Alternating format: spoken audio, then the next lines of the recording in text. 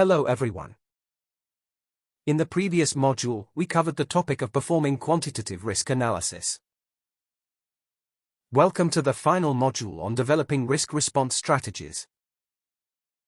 Risk response strategies aim to minimize the impact of potential risks or exploit opportunities.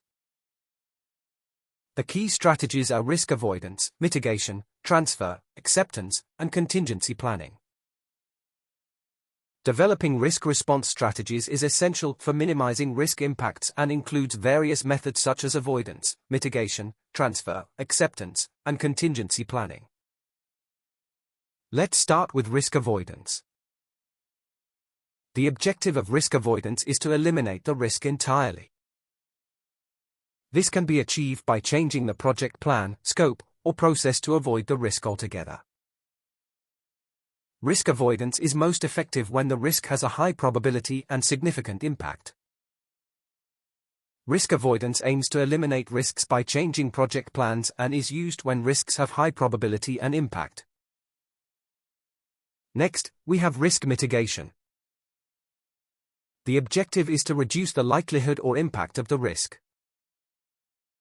Actions include implementing preventive measures or contingency plans. Prioritize high-probability and high-impact risks for mitigation. Continuously monitor risks to ensure mitigation efforts are effective. Risk mitigation aims to reduce the likelihood or impact of risks through preventive measures and continuous monitoring. Let's discuss risk transfer. The objective is to transfer the risk to a third party. Actions include outsourcing, insurance, or contractual agreements. While the risk is transferred, the responsibility for managing the risk shifts to the third party. Risk transfer involves shifting the risk to a third party through outsourcing, insurance, or contracts, with the third party taking on the responsibility. Now, let's look at risk acceptance.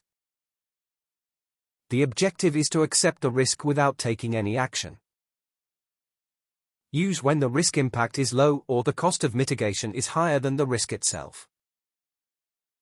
Continuously monitor accepted risks to ensure they do not escalate. Risk acceptance is used when the risk impact is low or mitigation costs are too high, with continuous monitoring to ensure the risk remains manageable. Next, we have contingency planning. The objective is to develop a plan to respond if a risk materializes. A contingency plan includes predefined actions, resources, and timelines.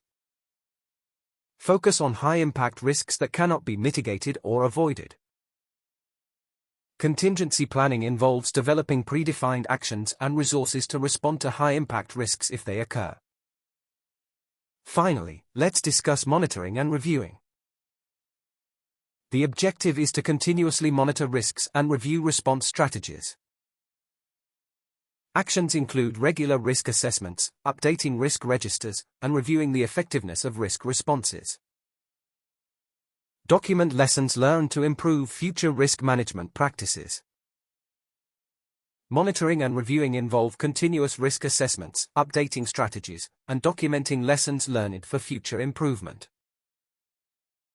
In conclusion, developing effective risk response strategies is crucial for successful project management. Each strategy plays a significant role in minimizing risk impacts and ensuring project success. We covered risk avoidance, mitigation, transfer, acceptance, and contingency planning. Remember, risk management is a continuous process that requires regular monitoring and updating. This concludes our final module on developing risk response strategies. Now it's time to summarize the information we've covered so far. To check how well you have understood the material, please follow the link below the video and take a short quiz to help you consolidate the knowledge you have gained in Lesson 11. I appreciate your attention and look forward to your continued participation in the next lessons. Like and subscribe to the channel.